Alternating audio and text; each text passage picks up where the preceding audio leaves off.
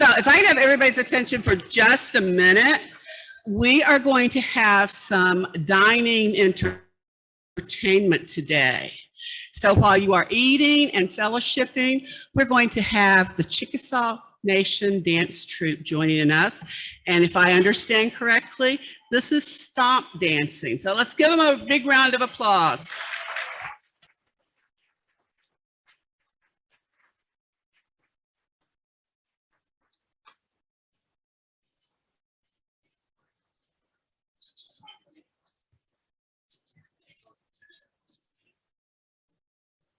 All right, we say Chukmaski. Thank y'all for having us.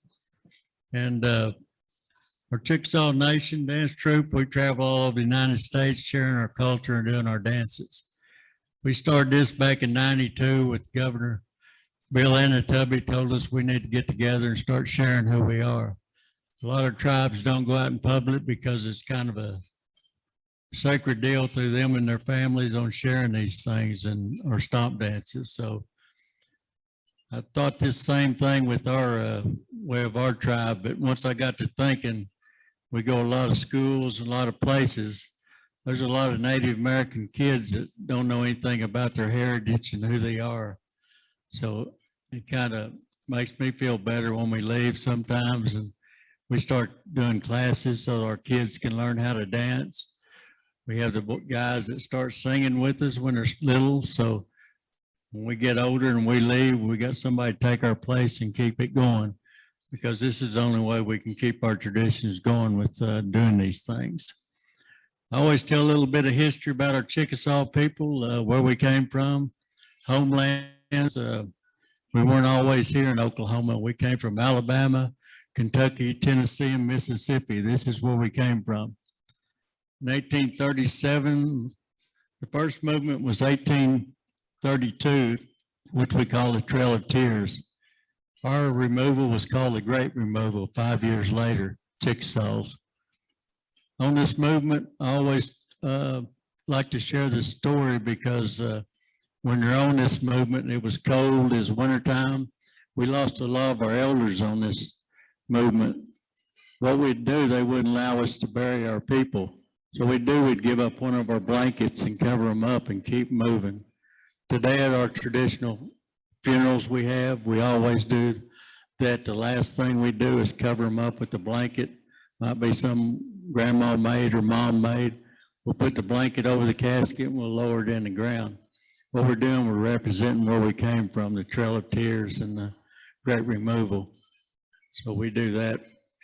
But our people in 1837, when we told we were having to move to Oklahoma, our Chickasaw people, they dressed in their finest regalia or clothes they had and came this way to Oklahoma. They were proud people, and today, if you've been around Chickasaw Nation and our governor, you always see some proud people because we persevered all this, and we're in Oklahoma, we're the strongest nation in Oklahoma, Chickasaw Nation. We've had the same governor for 36 years, so he's been on a vision and he stayed on it, and we just keep growing. We take care of our kids. Our kids are number one. We always make sure education is focused on them. We pay for their college if they want to go all the way through college or wherever they want to do. The Chickasaw Nation make sure they do it. We have medical. They take care of all our elders. Our people call our elders our treasures, which I wish the whole United States would do that. Look at our elders like they're treasures. Thank you. Because I know I took time out of my life and spent it with my uncle. I give him 5 years. I give him every Sunday and only missed 2 Sundays in 5 years. Spend the whole day with him. It caused a lot of problems at home. It could be one of my problems why I ain't with her today is because of that. But you know, if you think about it, ain't anybody here forever. So our people, we got to learn from our elders and what they know in their mind and what they have covered through their, you know, being here in this life. And a lot of elders, if you don't keep asking them like you're curious about things, they really won't talk to you. So if you'll keep messing with them though, they'll tell you a little bit here, a little bit here. Pretty soon they open up and you're getting all kinds of information from them. I share this with our kids when we go out dancing. I tell the youth how they should treat our uncles and aunts and grandma and grandpas.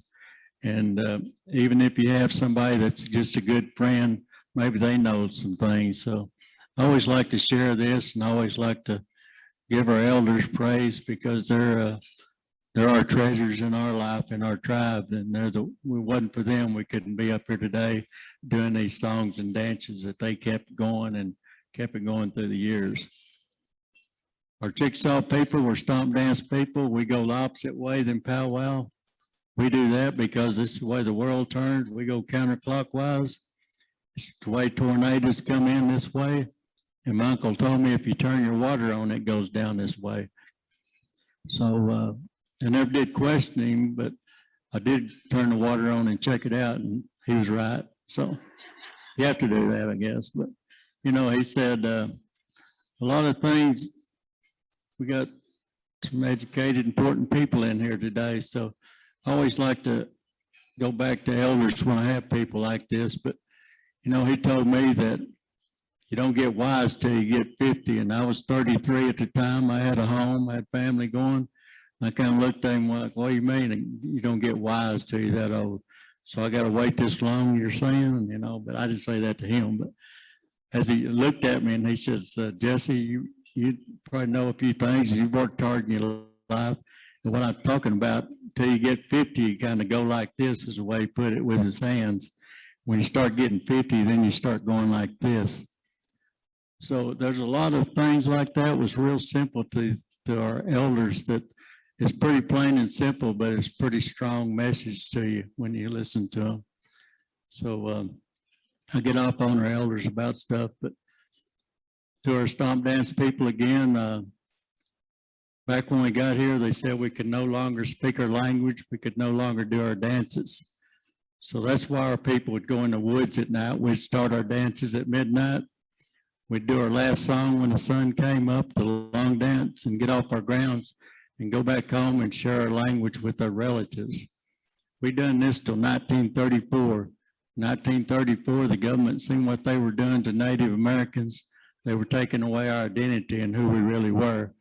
So they passed a law called the Reorganization Act. What this done was allow us to speak our language and do our dances without getting in trouble for these things. So this is why, thank you very much.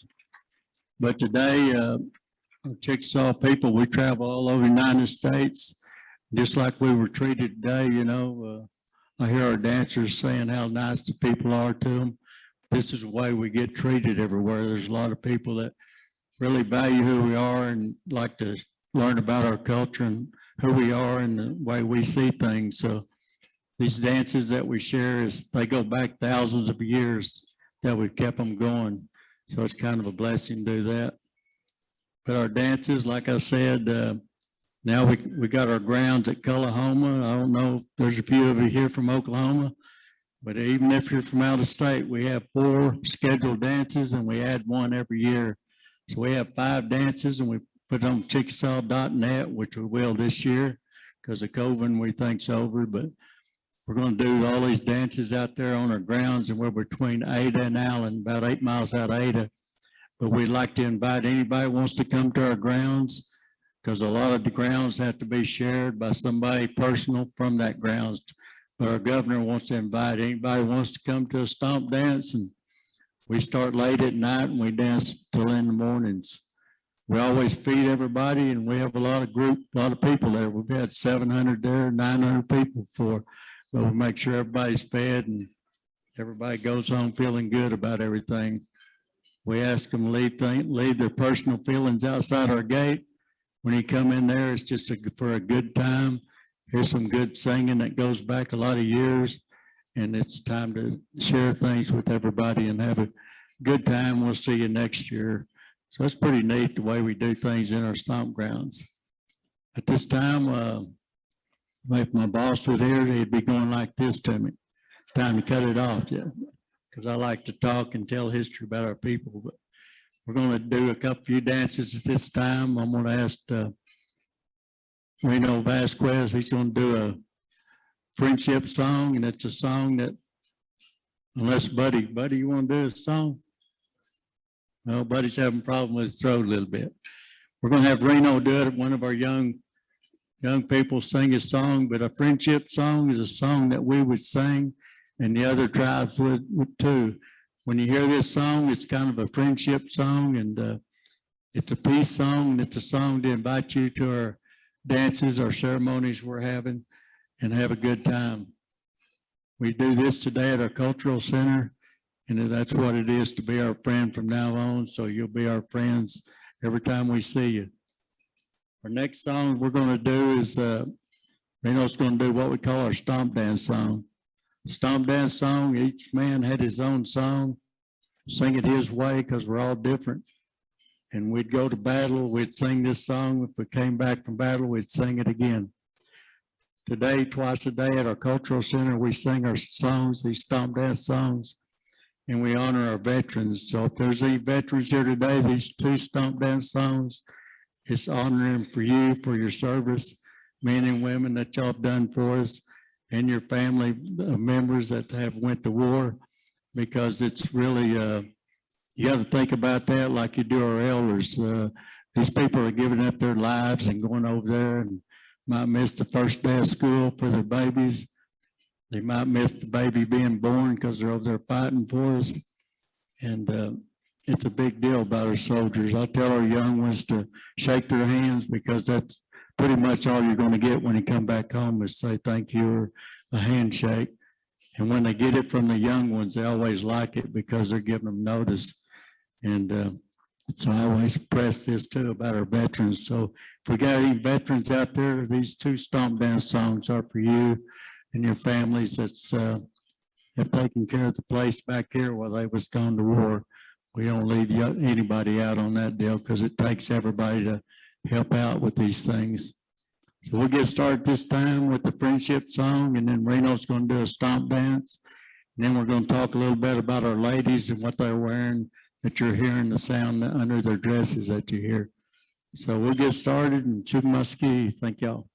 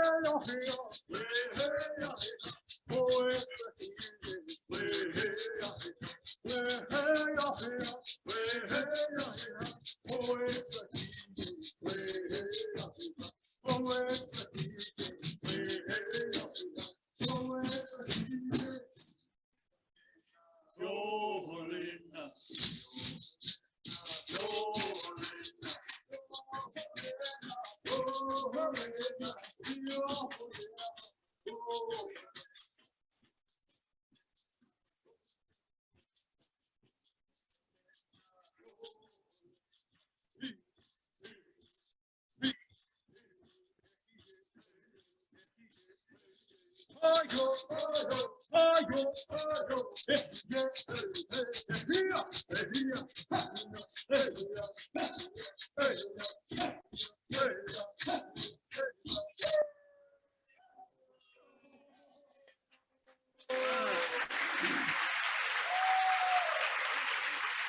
right, thank y'all. All right, I'd like to now show you what the ladies wear under their dress to make all this music goes on, because they're the ones that do all the work. All us guys do is sing, and they're the ones that's got to do all this leg. It's kind of like 2-to-1 steps what we do, what they do. But we go to Gallup, New Mexico. We've been going 27 years, no, 28 years out there. And it's always a big deal because Gallup's one of the biggest dances, Native American, different tribes that come out there.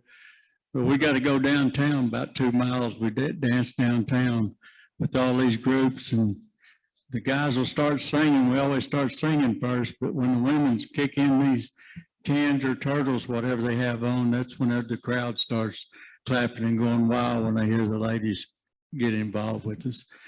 When you get like 30, 50 people together that shaking and singing, it sounds pretty awesome when we do it, when there's a lot of us involved with it. But the first thing we started a long time ago was with the deer toes. We'd take like 250 deer toes on each leg. They might have 500 on altogether, but it takes a lot of deers back then they would take. Anymore, we usually go to the butcher places in this deer season and get our deer hooves we use on their deer toes. That's what we started with. From there, we went to turtles, and Ashton has her turtles on that she wears. But our turtles, we put river rocks inside. We use river rocks because they're real solid. They don't break. If you took a stone from outside here and tried to put it in there, it just turned to dust in no time because all the percussion and all the hammering going on inside these turtles. My uncle one day said the women preferred female turtles. I thought, well, what'd be the difference between a female and male turtle? So I really got thinking about stuff he always says to me. So I got thinking though and started checking out the shells, and the women shells, female turtles are thinner than the males. Males a little bit thicker. And the females with that thin membrane inside would echo more with the rocks inside than the male. They would just kind of get dead sounding in the male, but females would sound a little better. So that's what they like for females, but we use males too sometimes because it's hard to find a lot of these turtles out there anymore. Does anybody know how you tell a female turtle from a male? Okay. Once you know, it's pretty simple. You can take a turtle shell and look at it, and it's got what you call, looks like a little skirt at the end that flips up. That's our female turtles. That's got that little flip up on the end of the shell. Males are straight down. They don't do this little flip up deal.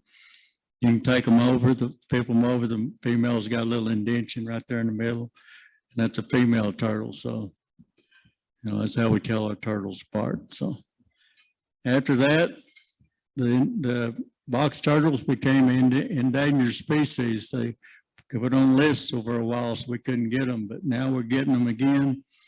And just one pair of turtles, usually eight turtles per leg, usually run you about $1,000 they charge nowadays for these.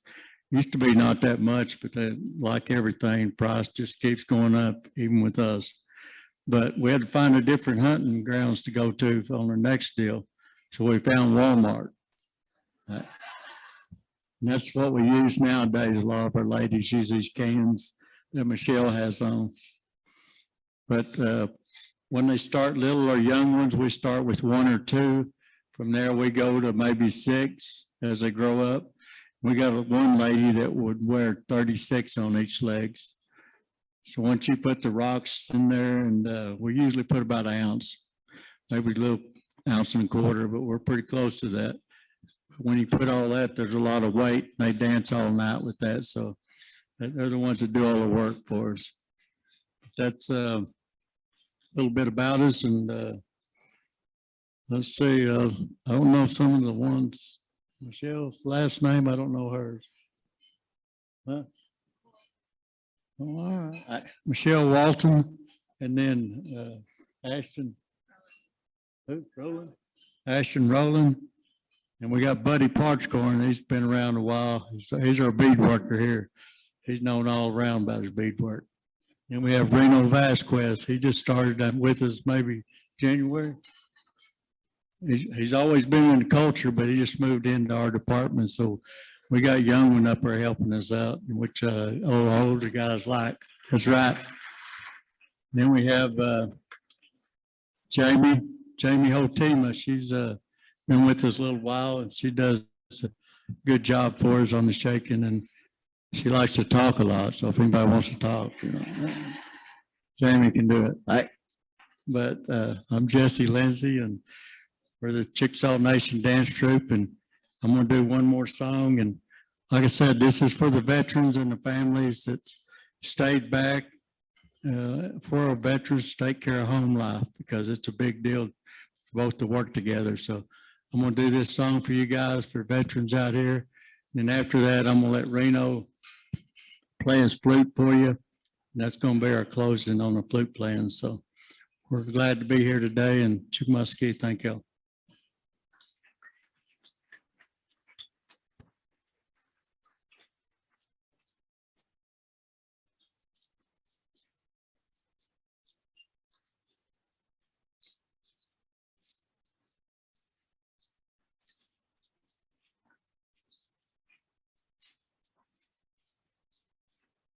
Your way,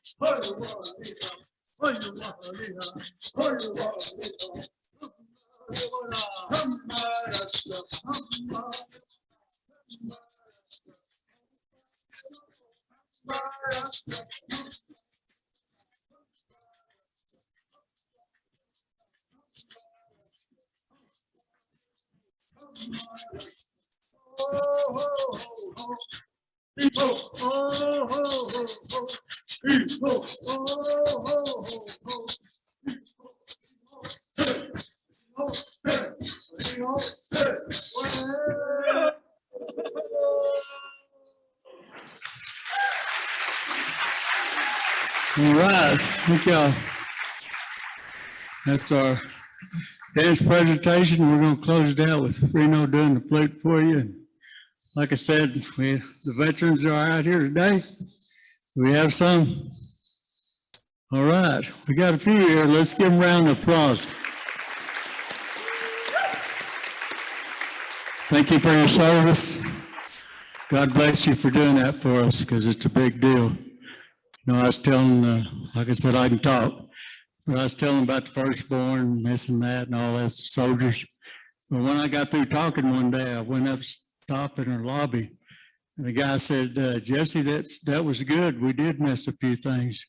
He said, the one thing that I missed, he's retired Air Force, he said, one thing I miss is my brothers that didn't get to come home. So, I got thinking about that and I put it in my story when I talk about them because they're the ones that fight beside you, I know, and you get close to them.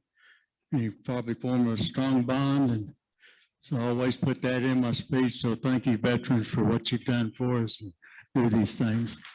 Jim Muskie.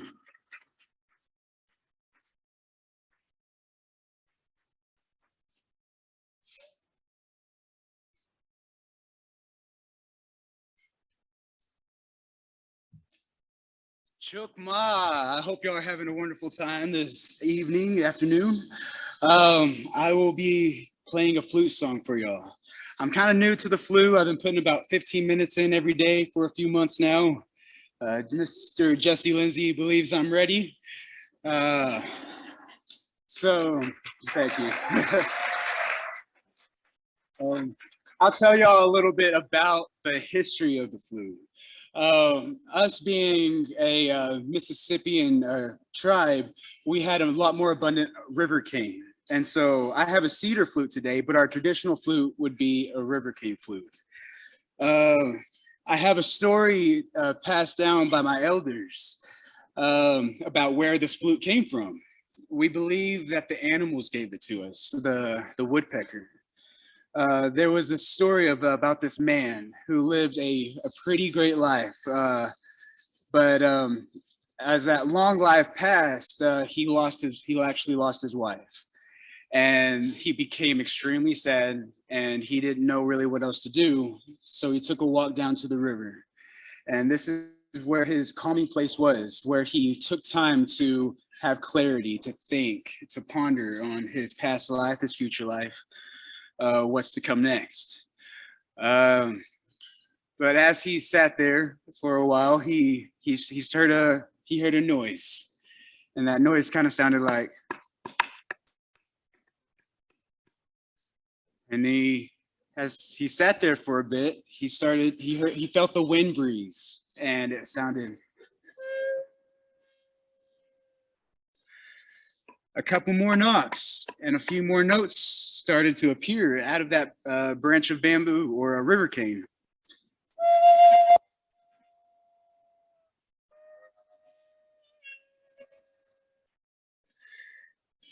Well, the woodpecker, back then, we had a higher intelligence on being able to communicate with animals. And this cardinal let this man know, please take this flute back to your people. It'll occupy your time until the creator comes back for you. And that is exactly what he did. He took the flute back to his people and shared it, and allowing us to have the flute today. So that is the story. I will begin the next song for you.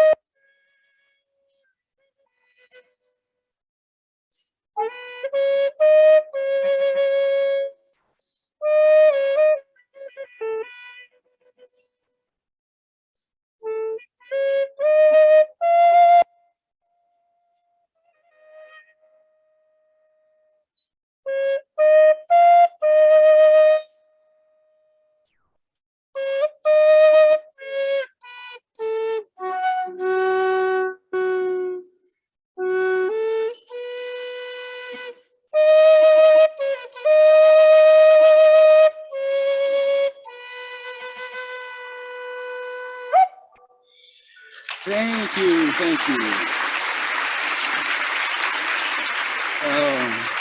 I'm glad y'all enjoyed it. We are the Chickasaw Nation Dance Troupe. We do not have a word for goodbye in our language. So us as Chickasaw people, we say Chapisa Lachoanoa, which means till we see each other again. If y'all like to come visit us at the Cultural Center in Sulphur, or we see each other at the next meeting, or in the next life. Chapisa Lachoa Noah and Chokmashki. Thank you.